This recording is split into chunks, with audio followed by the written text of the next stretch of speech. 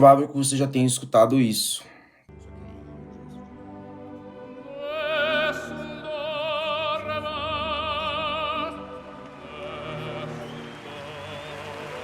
Ou então, isso.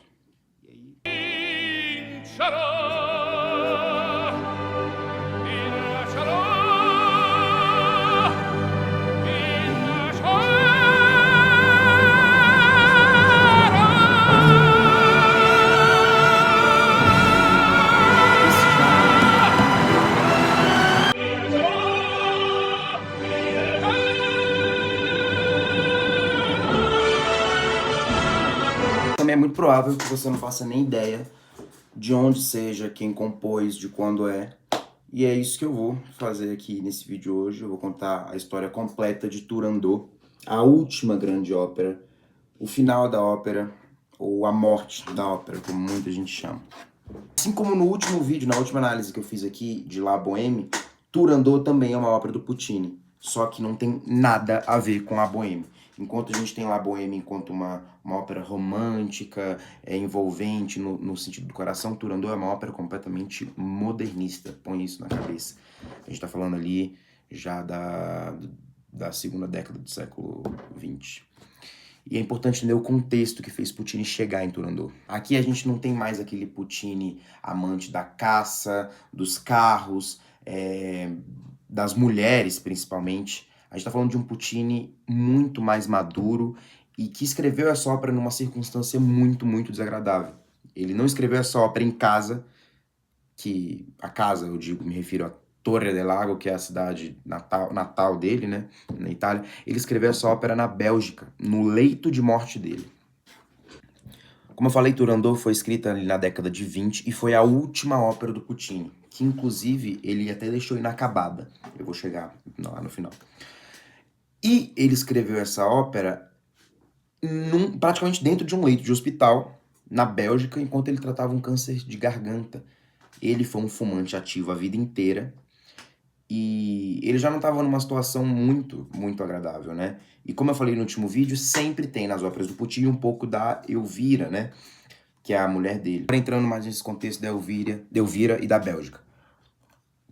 Como eu falei, Puccini sempre gostou muito de mulher, de carro, de caça, cigarro, modernidade. Assim como eu falei no último vídeo, ele era um homem do século XX, ele gostava de modernidade. E ele botava Gaia na Elvira a vida inteira.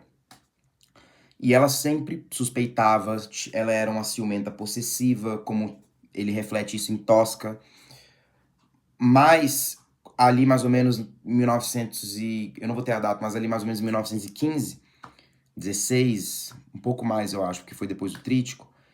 Ele, como eu falei, ele gostava muito de automóveis, inclusive ele foi o primeiro homem da Toscana a ter um Ford, não me lembro o modelo, alguma coisa assim. E ele estava andando um dia no carro dele e sofreu um acidente sério. Ele quebrou a perna, acho que quebrou, se eu não me engano, uma costela também. E aí ele precisou contratar uma cuidadora para ficar cuidando dele, porque ele estava muito debilitado. E botou a cuidadora para morar dentro da casa deles. E aí, ela morando lá, cuidando dele, e a Elvira enlouqueceu porque botou na cabeça que o Puccini estava comendo a cuidadora. A Elvira fez um inferno na vida da cuidadora, da criada, do Puccini, acabou com a raça dela. 2 semanas depois, ela se matou. Foram fazer os exames, né, a autópsia, né, que falam, e descobriram que ela era virgem. E ela se matou por conta da pressão que a Elvira causou nela. Isso virou um escândalo por pouco. A Elvira não foi presa, por pouco a reputação do Puccini acabou, e eles saíram amargurados da Itália, de Torre del Lago. E nessa ópera, Turandot, acontece uma coisa muito parecida, obviamente, como eu vou chegar lá. Mas como eu falei, sempre tem um pouco da Elvira e da vida pessoal dele nas óperas dele. Outra coisa que muita gente pensa que fez Turandot ser tão diferente é porque, como eu falei, Puccini tinha composto a maioria das suas obras em Torre del Lago, no escritório dele, mas ele era religiosamente o seguinte, ele só compunha à noite, com todas as janelas fechadas, 3, 4 velas aqui, e só. Não podia compor de dia, nem com um pingo de luz entrando. Era ele fechado no quarto dele, escuro. Turandot não, Turandot meio que teve entrada do sol e tal, então muita gente disse que tem algumas paranoias assim. Coisa de doido. Pra essa altura que ele começou a compor Turandot, ele já tinha explorado muitas novas dinâmicas que não eram exploradas no mundo da música. Ele tinha adentrado na cultura japonesa em Madame Butterfly. Ele foi para os Estados Unidos, ele, nos dois sentidos, né? Tanto no literal quanto numa ópera dele, em La Fanciulla del West. Ele fez o Trítico, que o Trítico são 3 óperas em uma só. Do início assim parece uma bagunça, mas surgiu uma coisa magnífica. E para ele faltava uma coisa que ele sempre teve vontade, que era a China antiga, especificamente, né? E aí ele falou, pô, agora eu vou tirar esse projeto da China do papel. Vou começar a fazer um pouco da análise do enredo de Turandot. Musicalmente, em Turandot você pode esperar muita dissonância, contrastes fortes entre melodia suave e do nada você tem uma melodia forte, como eu falei, muito dissonante, característica do modernismo. Muitos dós de peito por parte do tenor, que é o protagonista da ópera. Então é uma coisa muito diferente do que estava se habituado a ver na ópera. Mas vamos para o enredo de Turandot. A ópera começa, a primeira fala da ópera, ela já explica exatamente qual é o contexto sobre o que está acontecendo. Resumindo. Popolo di Pechino,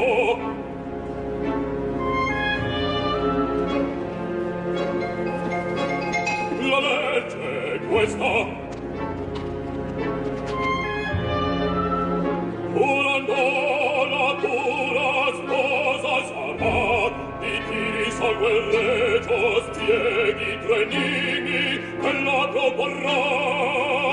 Ma che affronta il cimento e l'incorresta, porta allo scure la superba festa. Ou seja, em Pequim existe uma princesa que precisa se casar, porque tá na hora dela casar, só que ela fala, eu só caso se com um príncipe estrangeiro, né, porque o casamento entre príncipes é assim, eu só caso com um príncipe estrangeiro se ele vier aqui e resolver 3 enigmas que eu vou propor para ele. Se ele errar um desses enigmas que seja, eu corto a cabeça dele, penduro e deixo na porta da cidade. Ela é barra pesada.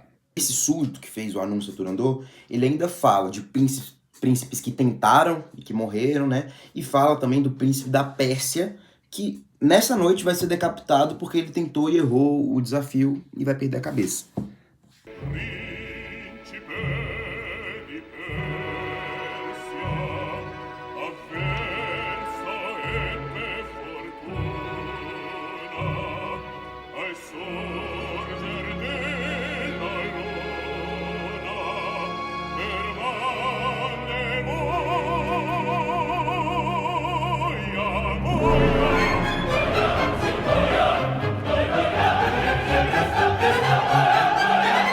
Depois que ele fala isso, fica uma muvuca, todo mundo começa a correr e tropeça um velho ancião.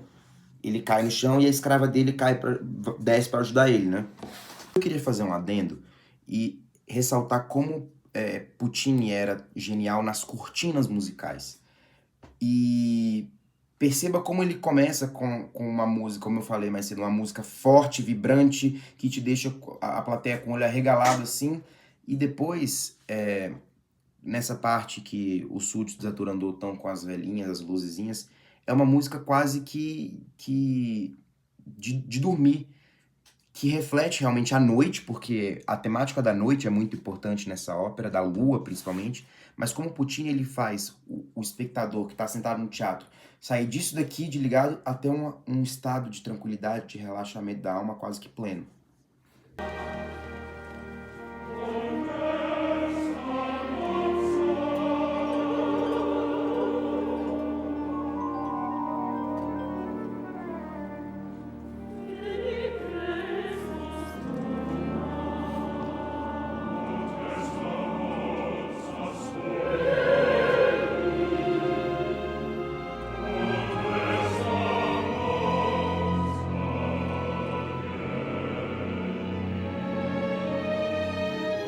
E por coincidência, enquanto o velho estava caído, o filho dele aparece, fala, meu pai, eu te encontrei, eu te encontrei. E revela que o velho, na verdade, é um rei Timur, e o filho é o príncipe, né? O príncipe é o filho dele, na verdade.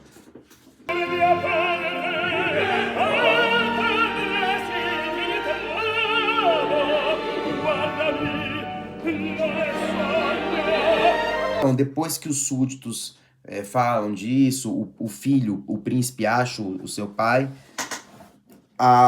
vem um coro, né? E começa a anunciar, falar um pouco sobre a Turandot. E aqui eu preciso que vocês prestem atenção nessa melodia.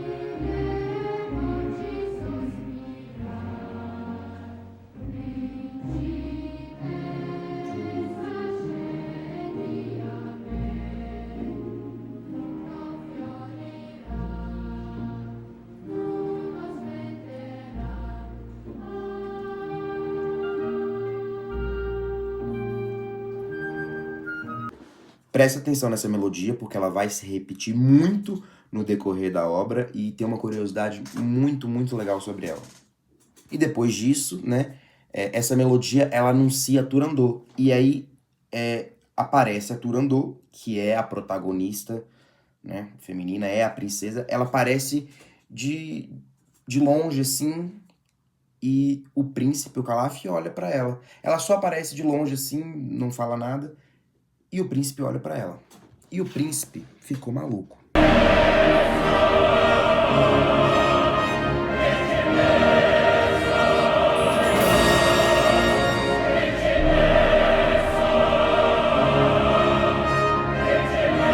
Ele falou que foi a coisa mais linda que ele já viu e tal. Ficou completamente apaixonado à primeira vista, né? Se é que existe isso.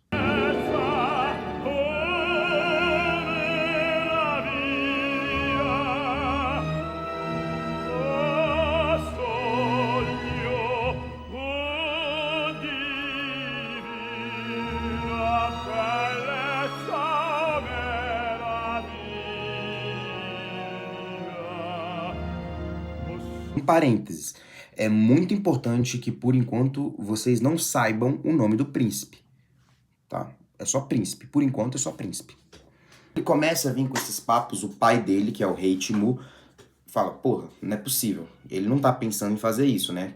Todo mundo morreu, não, agora que eu encontrei meu filho, depois de tanto tempo, eu quero voltar pra casa com ele. Ele tá maluco, ele não vai fazer isso não, né?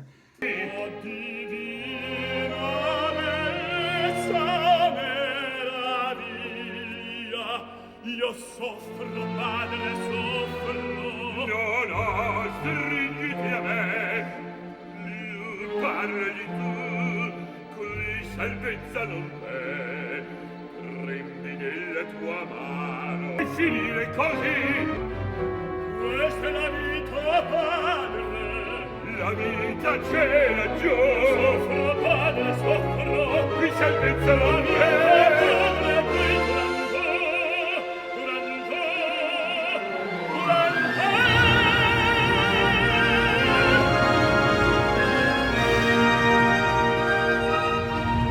Ele simplesmente levanta, pega o baqueta, sei lá, pum, pum, pum, e declara aberto que ele vai participar do desafio.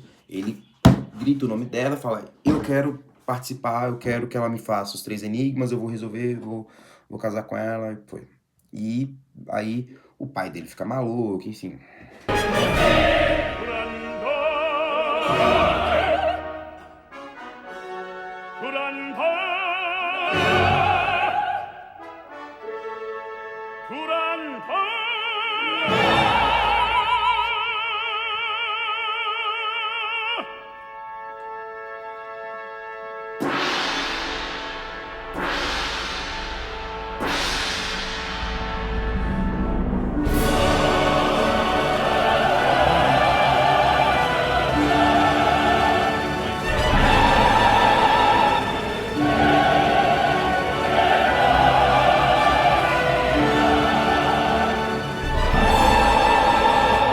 percebeu que mais uma vez, depois de citar a princesa Turandot, essa música aparece, né? É importante, anota. E no que ele começa a gritar o nome dela, 3, digamos que cerimonialistas, assim, que acho que é ping-pong e pong, não sei, ping-pong e pau, eu acho, aparecem e falam, não é possível, acabou de morrer um, vai morrer outro, e tentam convencer ele a todo custo para ele não fazer isso.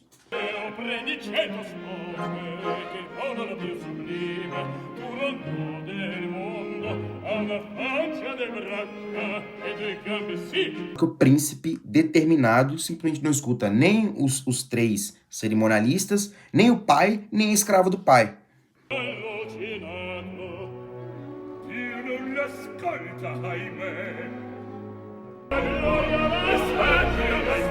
Isso a Liu até tenta convencer ele, contando que ela, na verdade, é apaixonada pelo príncipe. E que ela só é escrava do pai dele, o rei, porque um dia no palácio o príncipe sorriu para ela e ela ficou completamente cativada com aquele sorriso e ficou determinada a servir ele pro resto da vida. Mas não adiantou. Ele tá determinado e foda-se.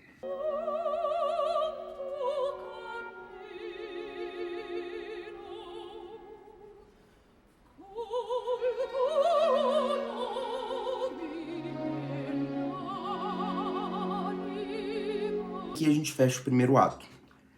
Resumindo o primeiro ato, ele te dá o contexto do que está acontecendo na cidade de Pequim, te apresenta o Timur, que é o rei, o príncipe, que é o filho dele, aparece, eles se encontram, o Timur crente que ia voltar para casa com o filho, só que o filho descobre do desafio que tá tendo na cidade e fala, não, eu vou participar, eu quero casar com essa princesa, e fica louco pela princesa.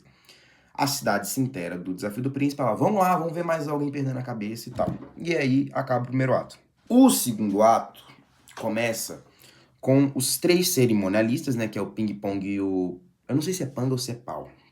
Não é pau de rola, não. É pau de peau.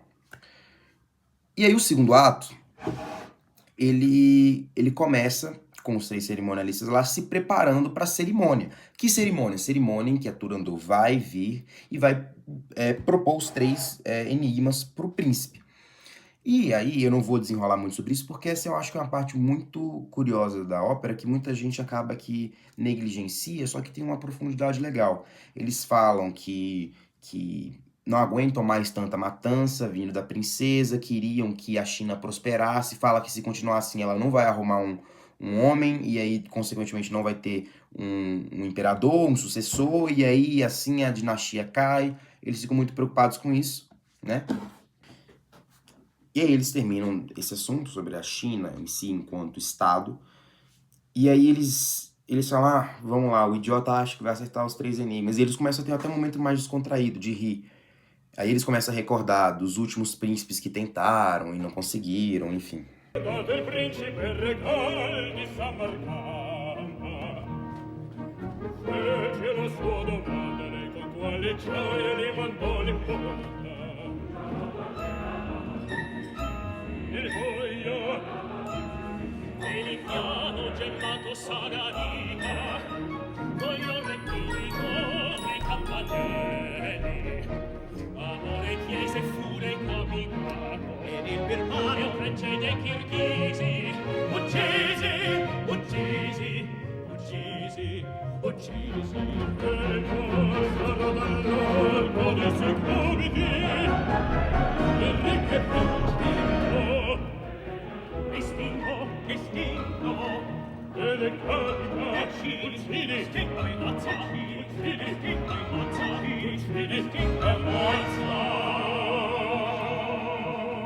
Apesar deles, por fora, realmente assumirem uma postura lógica de que o príncipe não vai conseguir resolver os enigmas, eles ainda têm um pouco de esperança de que a princesa tenha um pouco de amor no coração dela e que ela possa se apaixonar e dar continuidade à dinastia.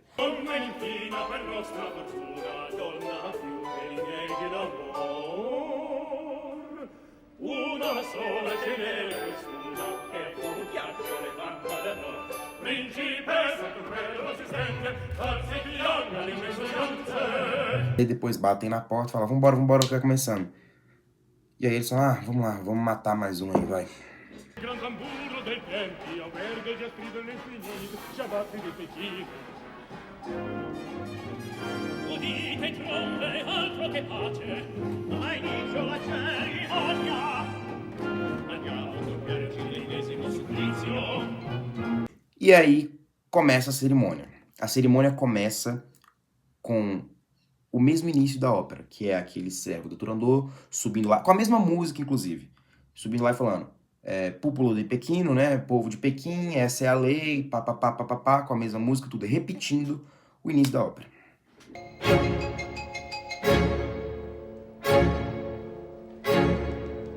Popolo di Pechino,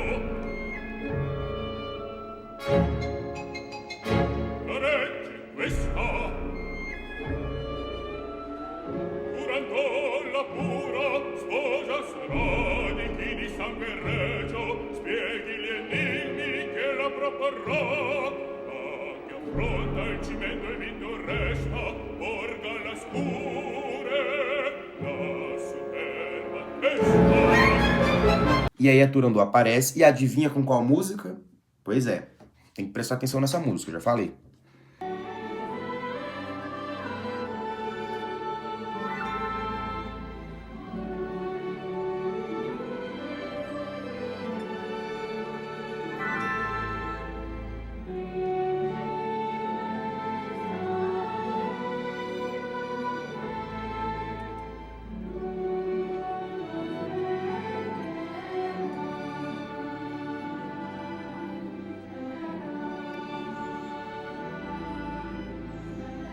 Muito importante.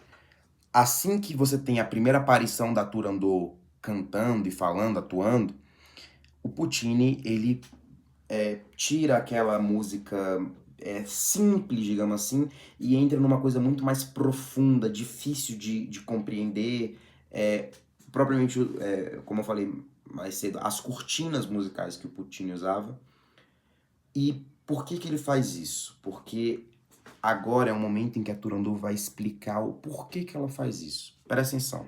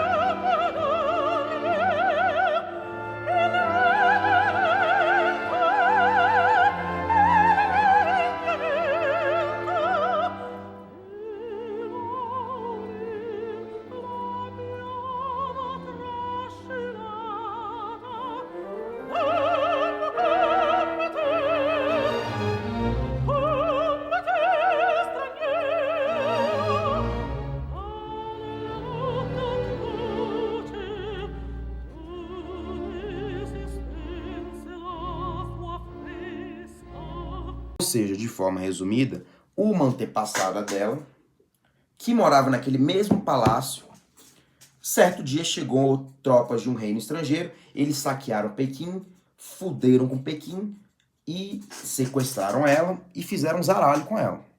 E ela deve ter sido violentada de todas as formas possíveis e aquilo ficou gravado nela de forma que ela tem trauma por algo que ela nem viveu. Ela tem medo, ela tem rancor, ela tem ódio, e ela é determinada a se vingar de todo príncipe estrangeiro que ela vê pela frente. Só que se ela se vingar de todo príncipe estrangeiro que ela vê pela frente, ela não casa, porque a família real vai casar com outra família real estrangeira, para continuar, juntar, né, o poder. Então isso acaba que gera um problema, que foi o que os cerimonialistas estavam falando. Mas a premissa é mais ou menos isso. Ela tem rancor e quer se vingar por essa antepassada dela que foi violentada por um príncipe estrangeiro. Aí surge realmente o primeiro diálogo deles, que é ela falando que vai fazer os enigmas pra ele e ele vai morrer, não sei o quê. E aí entra outra genialidade Putin. Ela faz essa afirmação, ele responde mais alto, ou seja, Putin modula a tonalidade da música, sobe um pouquinho o tom. Aí ele responde num tom mais alto. Ele responde ela num tom mais alto, ela responde ele num tom ainda mais alto. E aí fica nessa, a música subindo junto, e no final eles fazem um dueto, os dois falando ao mesmo tempo, que é foda. Esse japa que interpretou o príncipe aí, ele é muito bom. E ele dá um dó de peito nessa parte que é incrível, olha aí.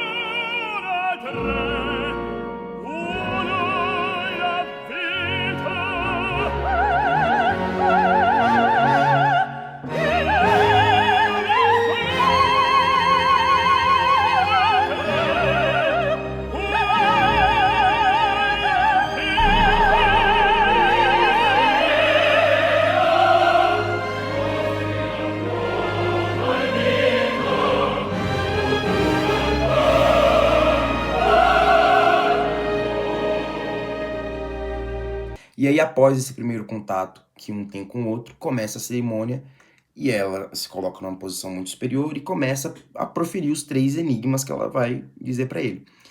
E aí, ela começa com o primeiro enigma, que é o seguinte. Cadê? Na noite sombria voa um fantasma iridescente. Ele se ergue e abre as asas sobre a humanidade negra e infinita. Todos o invocam, todos o imploram, mas o fantasma desaparece na aurora para renascer no coração. E aí o príncipe pensa e responde.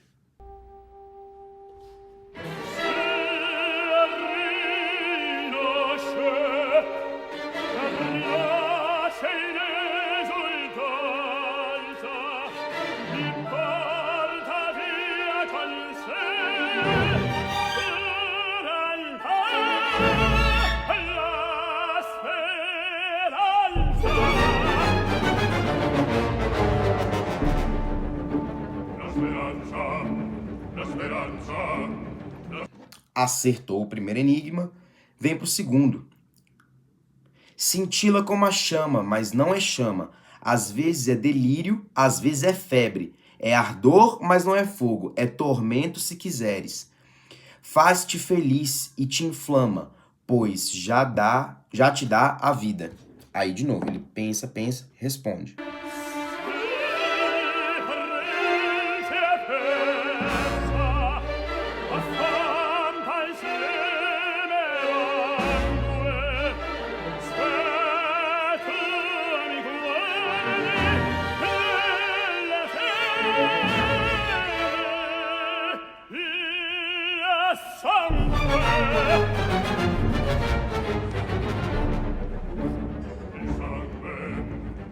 No que ele acerta esse segundo, claramente ela já deve estar gelada de medo, né? E aí ela vem pro terceiro enigma, né? Que é o mais curioso. Gela como aço, e contudo te inflama como chama ardente. Se te liberta, faz-te rei. Se te prende, faz-te escravo. Se te mata, te dá a vida. É substância que palpita e vive como uma luz, e contudo não é vida. E aí ele pensa, pensa, pensa e responde.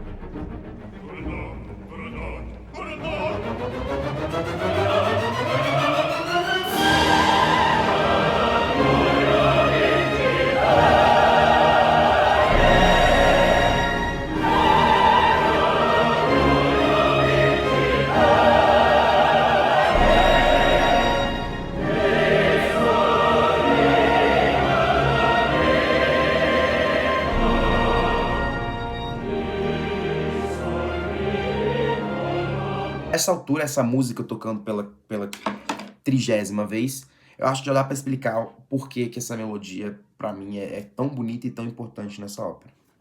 Como eu falei, Puccini estava fazendo a coisa mais diferente que ele já fez na vida dele no âmbito profissional. Ele já tinha feito muitas coisas diferentes, explorado temáticas diferentes, como Japão, Estados Unidos, 3 óperas em uma só. Só que não tinha chegado aos pés do que é Turandot. Turandot é muito diferente, se passa na China, com uma música modernista, completamente, muitas vezes, dissonâncias fortíssimas, e ele queria fazer algo muito bem feito. Puccini era muito perfeccionista. Ele não queria parecer um randola falando da China sem saber o que tá falando. Tipo um gringo quando pensa no Brasil e pensa só em samba, Cristo Redentor, futebol, favela. Ele queria fazer um negócio sério. E aí, nesse período, ele já estava na Bélgica e tal, tratando o câncer na garganta, creio eu. E ele faz uma viagem para a Itália, lembrando, ele se amargurou muito depois que saiu da Itália. Mas aí ele faz essa viagem para a Itália e visita um amigo que ele sabia que tinha visitado a China. Um colega dele, da Toscana, que sabia que tinha visitado a China. E ele conversa vai, conversa vem, eles começam a conversar sobre a China, o amigo começa a narrar as experiências que teve na China, o Puccini anotando.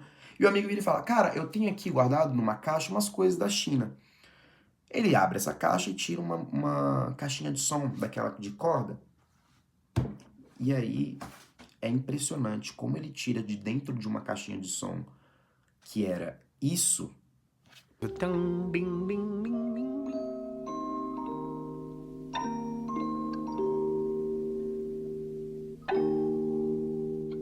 It's extraordinary how that is developed into this tremendous melody. Ele transforma nisso.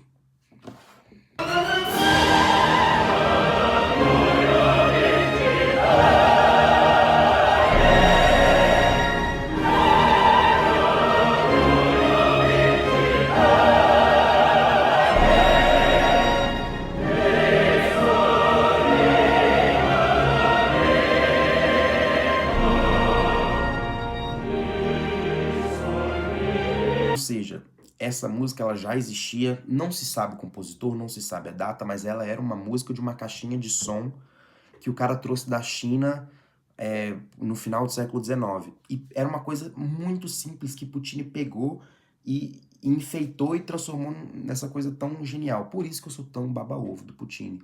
Podem ter muitos outros compositores bons, Wagner, Rossini, Verdi, Donizetti, Bellini, Mozart, Strauss, mas pra mim nunca vai ter um Puccini. Puccini é o verdadeiro gênio.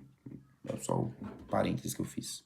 E agora aqui, voltando ao enredo, ele acerta o terceiro desafio e ela entra em choque. Ela fala, não. Não vou.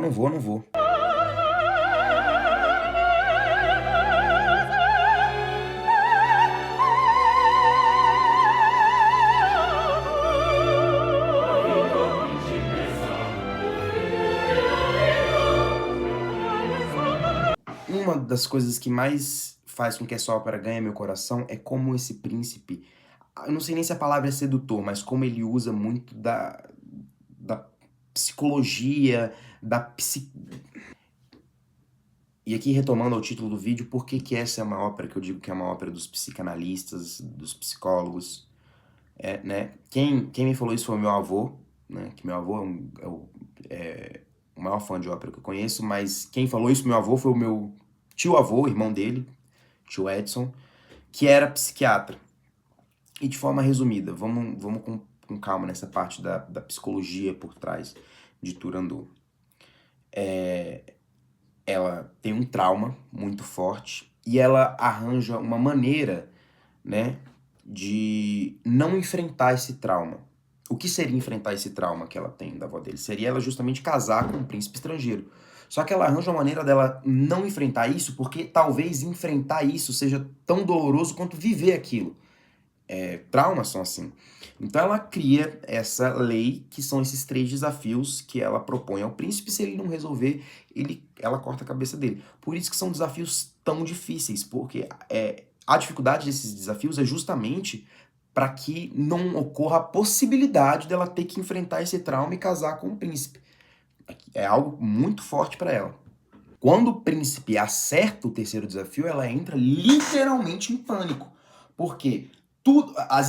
Ela teve uma quebra de expectativa muito rápido, ela não sabe como reagir à situação, ela entra em pânico e ele, observando isso, ele fala, não, eu só fico com ela se ela me quiser. E aí ele faz o seguinte, eu poderia casar com você agora mesmo. A ópera podia acabar aí. Ele resolveu os enigmas, casava com ela mesmo com a força, mas não, ele falou, eu vou resolver os enigmas, eu vou conquistar o seu coração e vou casar com você. E aí, nesse momento em que ela tá em pânico, completamente desesperada, né, a figura do príncipe, que é a figura que ela enxerga as maiores desgraças que existem no planeta, faz uma contraproposta para ela. E isso já põe ela meio confusa, porque como é que uma pessoa tão má, uma figura tão má, pode me fazer uma contraproposta? Isso não é a atitude de um príncipe estrangeiro, né? O príncipe estrangeiro, ele mata, ele estupra, ele sequestra. Por que ele fez isso? E aí você já começa a mexer na cabeça da princesa. E, óbvio, uma pessoa estando confusa contra alguma coisa, consequentemente ela vai ficar pensando muito nisso, né? E aí o seu inconsciente trabalha. Se você tá pensando muito numa coisa, ainda que não com um objetivo direto, aquilo vai ficar martelando na sua cabeça, né? E aí, enfim, eu vou desenrolar melhor. Como eu falei, o príncipe faz uma contraproposta para ela. E presta atenção na música que vai aparecer suavemente enquanto ele fala para ela. Essa música, essa melodia, né, é o tema do príncipe, é o tema, né, eu diria que da área. Área, para quem não sabe, área A, acento, né, R-I-A, numa ópera quando o personagem ele está sozinho cantando, né. Essa música que aparece enquanto ele faz essa contraproposta é o tema da área mais importante da história na minha vida, não na minha vida, da ópera, né? Que eu botei aqui no início do vídeo.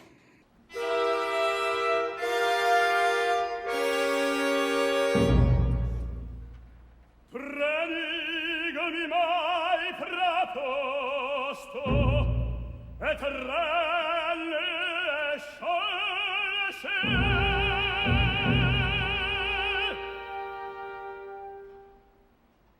Uno soltanto a te ne proporrò.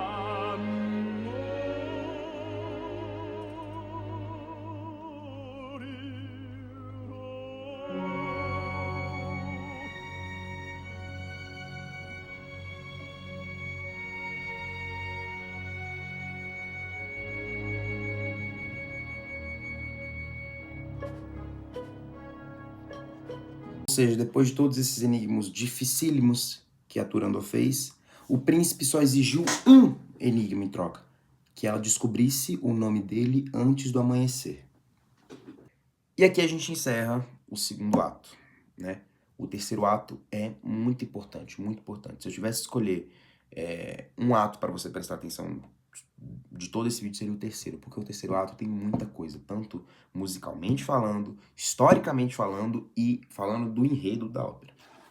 E assim começa o terceiro ato.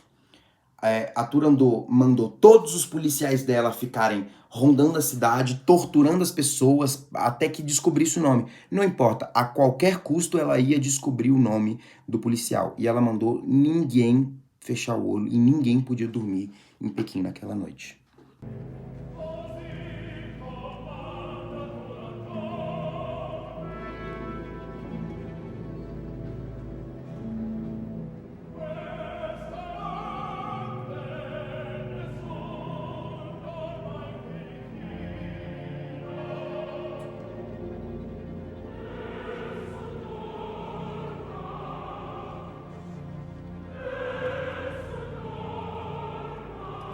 É justamente no início desse terceiro ato que começa, na minha opinião, uma das partes mais importantes da história da música, que é o Nessun Dorma.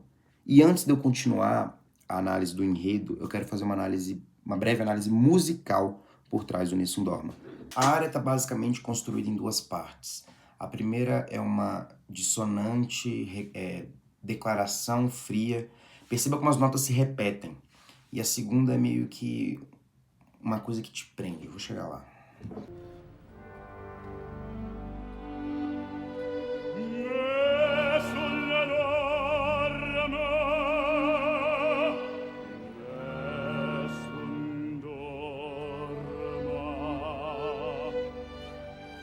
Essa primeira parte da área, que é mais especificamente onde eu quero fazer a análise, tem dois acordes. O primeiro, um Sol maior com a nona, né? Mas o segundo acorde muito curioso, que é um Ré com quinta aumentada e sétima, que a princípio seria um acorde dominante, mas o Puccini aqui quis trazer um ar de mistério e botou no baixo um Mi bemol, trazendo esse ar de incertidão e dissonante. E esse acorde de Ré gera uma tensão que sempre é solucionada no acorde de Sol maior com nona. Então você tensiona para soltar nesse Sol.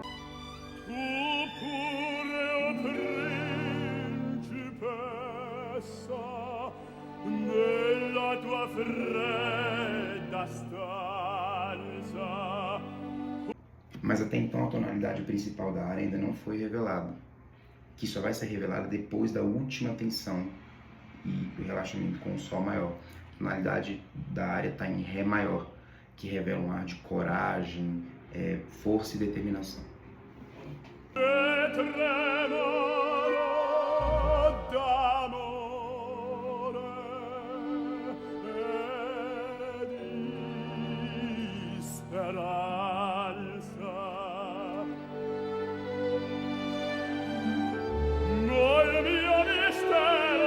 E aí, depois ele canta a área belíssima, eu vou deixar uns trechos aí, pressão na letra, como a letra é muito forte e a voz muito boa. Esse japa, como eu falei aí, ele é bom intérprete, atuando, né? Agora, como vocal, eu acho que ele deixa um pouquinho a desejar.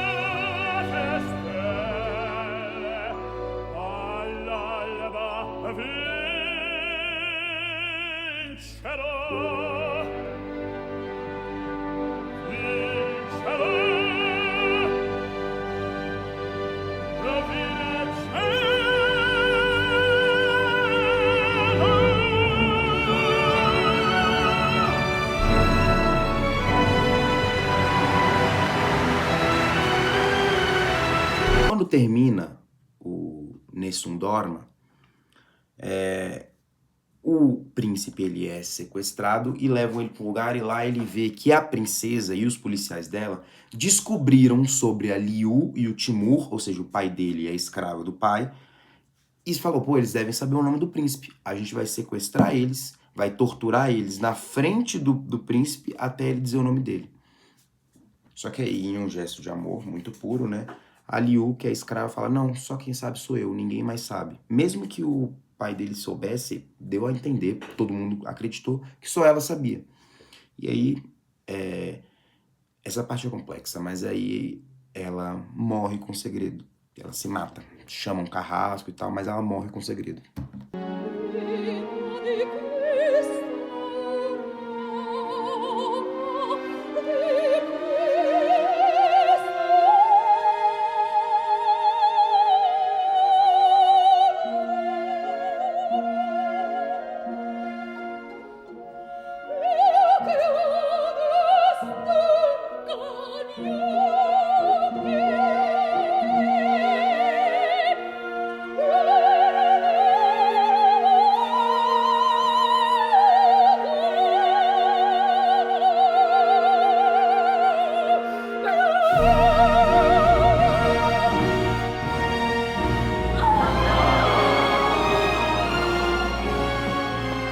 Eu poderia tranquilamente acabar esse vídeo aqui, porque foi nesse exato momento histórico, né, em que ele compôs essa parte, ele faleceu. Ele deixou a ópera inacabada. Ele morreu no final de novembro de 1924, na Bélgica, em Bruxelas, lutando contra o câncer de garganta. E, na verdade, ele compôs essa parte da morte da Liu um pouco antes, bem antes, na verdade. Ele compôs a morte da Liu e travou. Por que que ele travou? Porque, como eu falei, ele botou muito pessoal da vida dele ali. A morte da Liu é literalmente a caracterização do que aconteceu com a empregada, como eu falei mais cedo, que cuidava dele depois que ele machucou e que se matou depois de um surto de ciúme da mulher dele, a Elvira. E isso deixou ele muito deprimido. E fez ele lembrar, foi por isso que ele saiu da Itália, que ele não tá em casa e tal, e isso deixou ele muito deprimido. Os relatos contam que ele não aceitava mais nenhum libreto, nada que os libretistas entregavam para ele depois ele aceitava, e isso deprimiu muito ele. E acabou que em novembro, no final de novembro de 24, ele morreu e ele parou aí. E essas foram as últimas notas compostas por Puccini.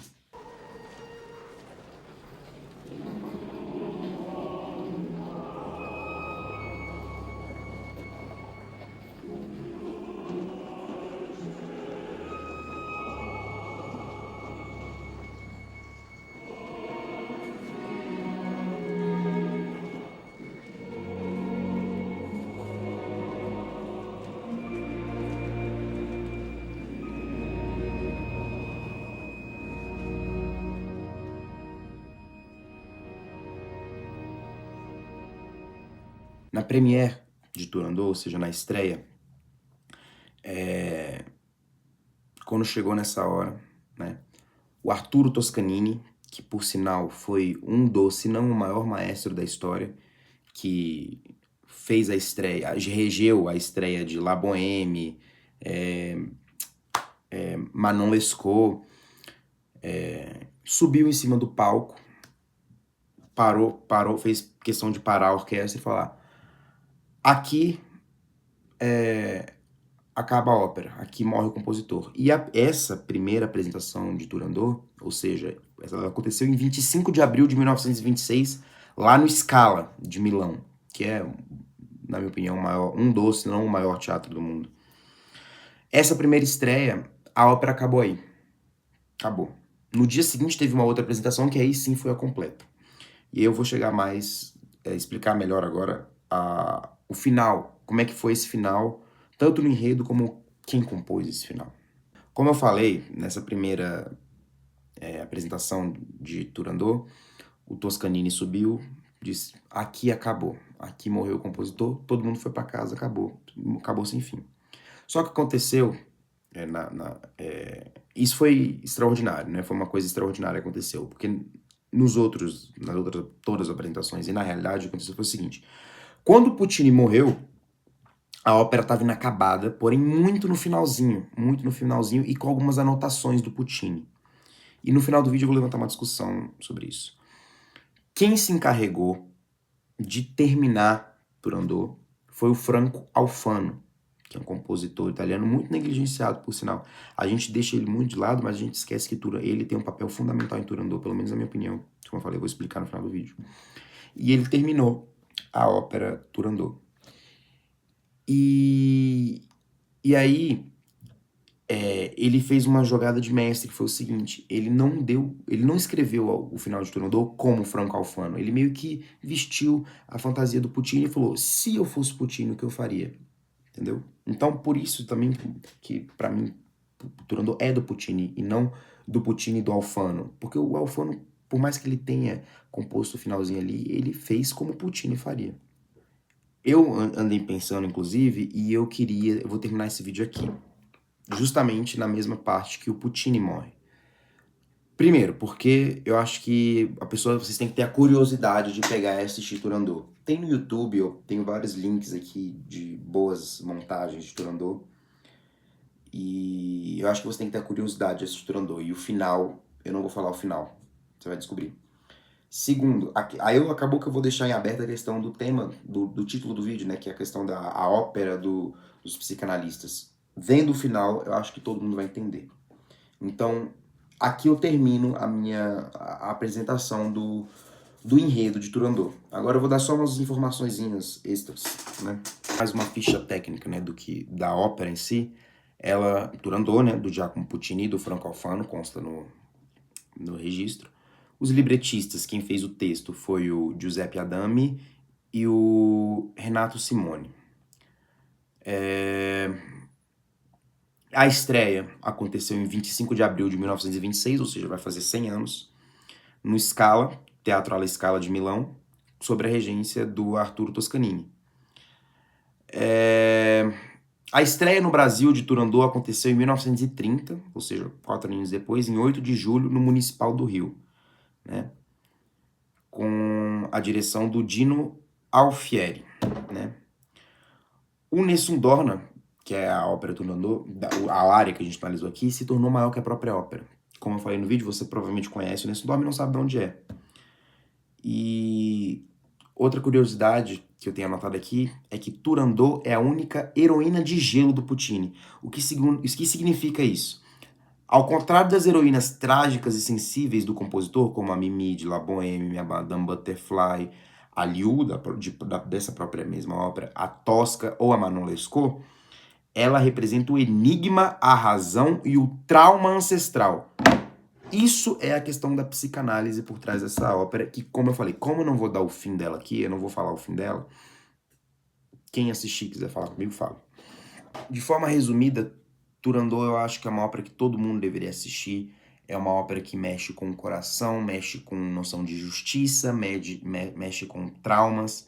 E, na minha opinião, tá entre as top 3 do Puccini, se não top 2. Eu gosto muito de La Bohème, pra mim é minha favorita, mas eu gosto muito de Turandot e Manon Lescaut, Tosca, enfim. Mas Turandot é uma ópera até muito fácil para quem quer começar no mundo da ópera, porque ela não tem ela é complexa, mas ela não é difícil para você entender o que está acontecendo.